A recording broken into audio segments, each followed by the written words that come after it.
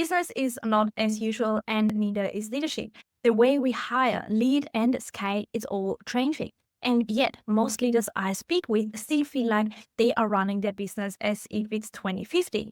Not because they are stuck in the past, but because the playbook they were given worked until it didn't. Hiring, it used to be about offering the best salary. Now it's about offering the best vision, culture, team, and of course, leadership.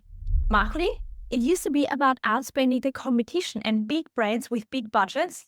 Now it's about becoming the brand people trust before they need you. And of course, organic content that you can't actually pay your way into getting seen, and personal brands are there for the win. And scaling, it used to be about hiring more people. And I remember a time very, very vividly when you were measured how successful you are with how many people work for you. And now the leaner the team and the meaner the team, the more competitive it is. And I talk to leaders all the time who are envious that we've got a lean and mean team.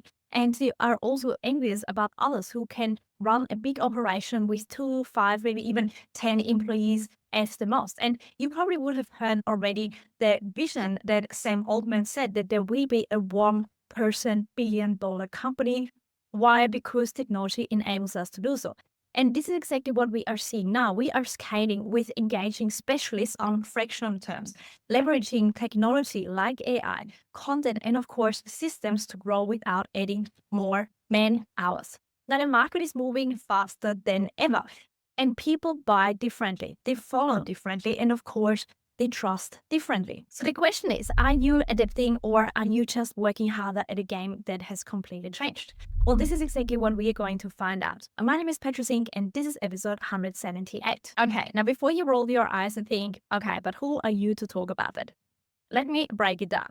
I've never been one to just do things the way they've always been done. And this is probably also why traditional employment never quite felt right for me. And let's be honest, traditional leaders probably also never quite gelled with me either, because I was always the one asking questions as to why we're doing it this way. What is so correct about the way we've always done it?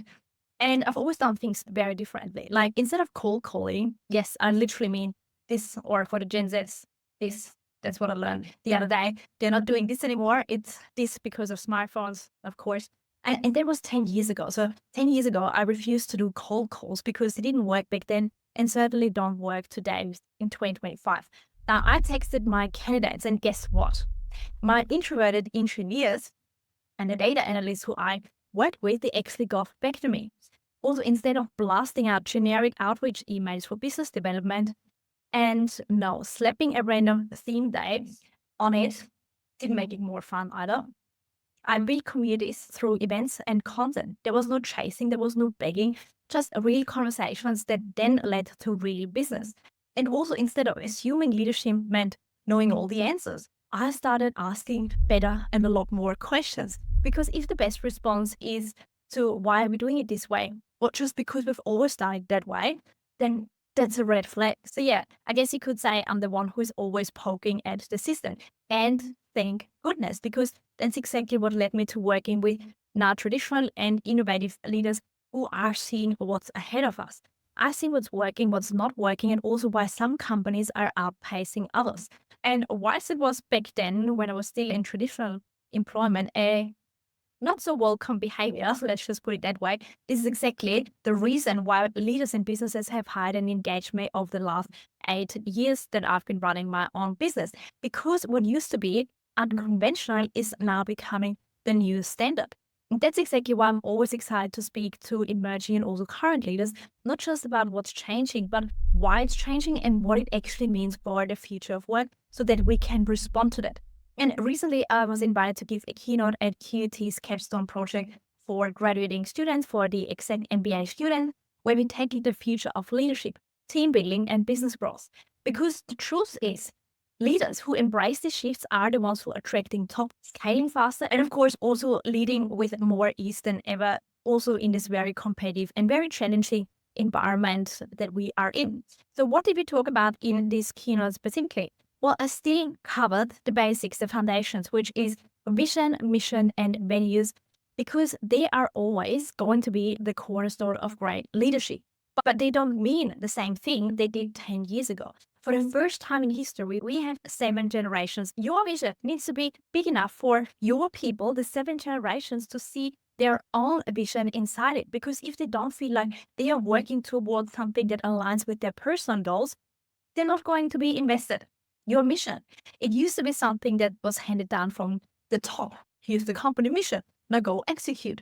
Again, doesn't work anymore. People want to be the mission with you, not just follow orders. And your values, they used to be the beautiful decor with the fancy fonts on the walls. Again, back then. Now leaders lead through values and not through rules. Authority back then meant power, hierarchy, and control. Now, authority is built through trust.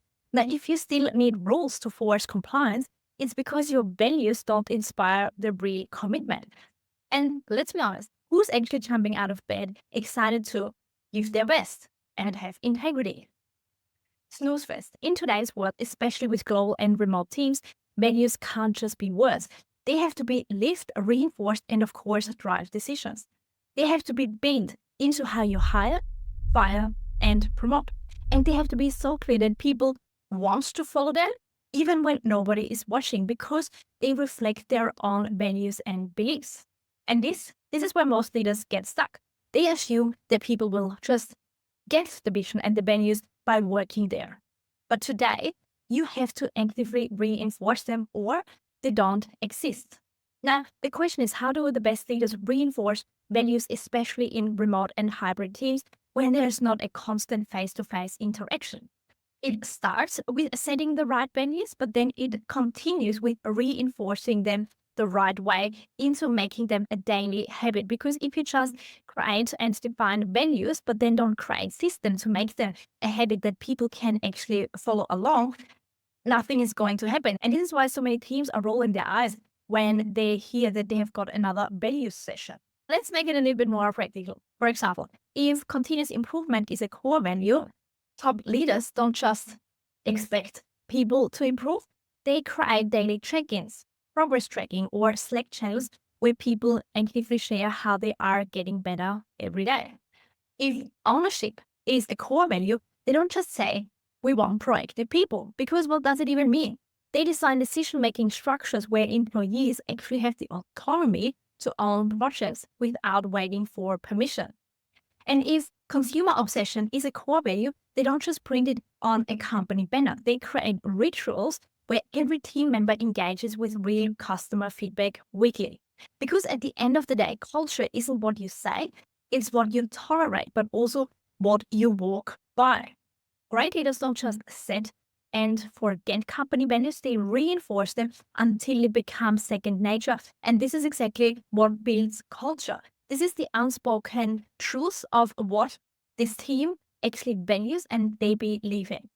So what are the 3 non-negotiables of leadership in 2025 and beyond? Firstly, your content is your growth engine.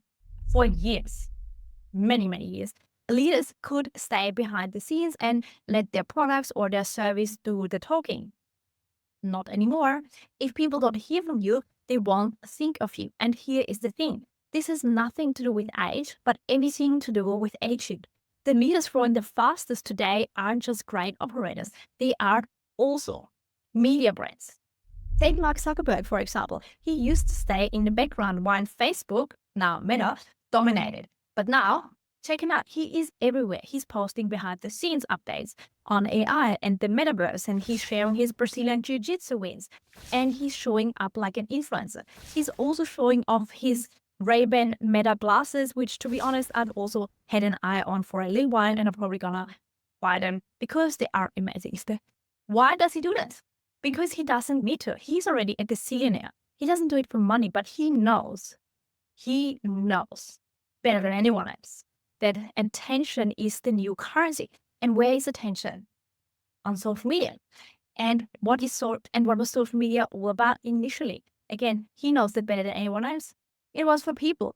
Now, over the last 3 years, companies just spam social media. So of course, especially the younger generations, they've got their guardrails out and they are blocking ads left, right, and center. So how can we get through them? Personal brands. See, it's all a cycle that all comes together. Elon Musk, again, like him or not, doesn't really matter. He built Tesla. SpaceX and Twitter, or now X, not just through innovation, yes, that was the big part, but he turned himself into a walking billboard, and he even purchased X because he knows that media doesn't go anywhere. The platforms and the way how we communicate, that might change, but the idea of media doesn't go away. And his tweets, or are they called X's now? Who knows?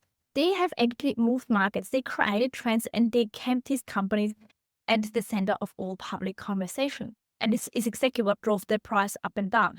Now, if you've got a little bit more of a stable personality, you are winning. Richard Branson, he didn't just build Virgin as a company, he built it as a personality-driven brand. He shared his adventurous stunts. He integrated personal storytelling where he shared his struggle with being dyslexic at school. And he just, look at him now. He built a brand bigger than him, but he drove that. He created a much bigger perception to the brand because people were interested in his stories and insights. Gary Vaynerchuk, Gary Vee, as most of you would know him, he's pushing 50 and still people half his age. He built VaynerMedia not just by knowing how to actually build a business, but by being in the trenches of content creation every single day. He always says, I'm a practitioner. I'm not just somebody in my ivory tower who is on the board and just dictates what's going on. He's not just talking about brand building, he literally lives it because he knows attention is the new currency. And the more attention he can create, he can then redirect it to his company brands. Christo is another great example. He started his YouTube channel in his 50s. So for everyone who thinks it's too late, it's probably not, because he could have said exactly the same thing. Instead, he LinkedIn built this massive audience across all the platforms, and he proved that content isn't a young person's game. It's an opportunity game for those who are interested in making a bigger impact and growing businesses in 2025 and beyond. Because again, the way how we start, grow, and scale teams and businesses have changed. And then last but not least, some of my favorites, Lena and Alex Hormozi, Iman Gachi, Matt Gray. They're not just great at business. They have made content the backbone of their growth, even though all of them were already millionaires before they even started with content. But they've realized they can only push their companies so far without the attention that they need to, yes, you guessed it, build business in 2025. And honestly, I've been fascinated lately by the 20-something-year-olds rewriting the rules of business literally in real time. Because what used to be called showing off is now the price of admission. Because again, in 2025 and beyond, if you're not in front of your audience, somebody else is. Attention is the first currency people pay. And if you're not capturing that, you're going to be out sooner or later. You are invisible. It doesn't matter how good you are, unfortunately, how much experience you have, unfortunately, or how great your product or service is, unfortunately. If people don't know you exist, they are not choosing you. But here's the thing, you actually don't have to be the best at what you do to win. But you have to be the one people think of first. Because the best product or skill set or service doesn't always win. The best non-products, services, and people do. And that's exactly why leaders who once dismissed content as fluff and it's just for influencers are now doubling down. Because again, in today's world, attention isn't optional, it's leverage. The only question is, are you using it already, or are you letting somebody else take your spot? Non-negotiable number 2 is that your personal brand is your talent and your opportunity magnet. Now, there was a time when hiring the best talents was simple. I've gone through those employee-employer markets 3 times over the last 10 years. And let's just say, just throw a lot of money in their way and they will say yes.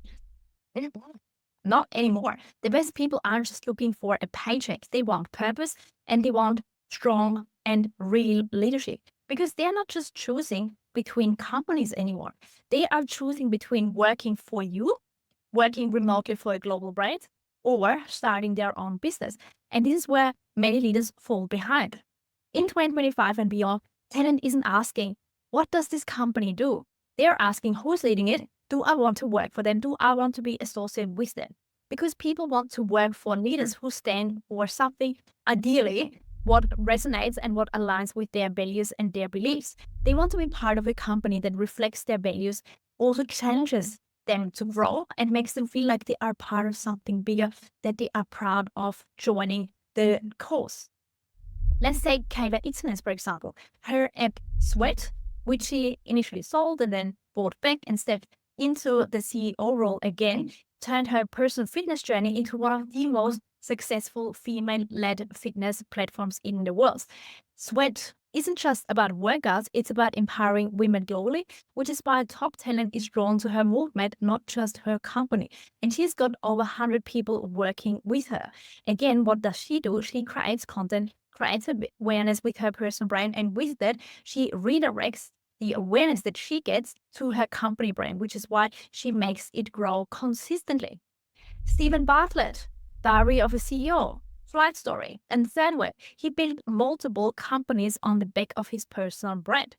His podcast, his leadership insights, and his radical transparency have made him one of the most influential founders of his generation. And he's in his 30s, I think, maybe even 20s.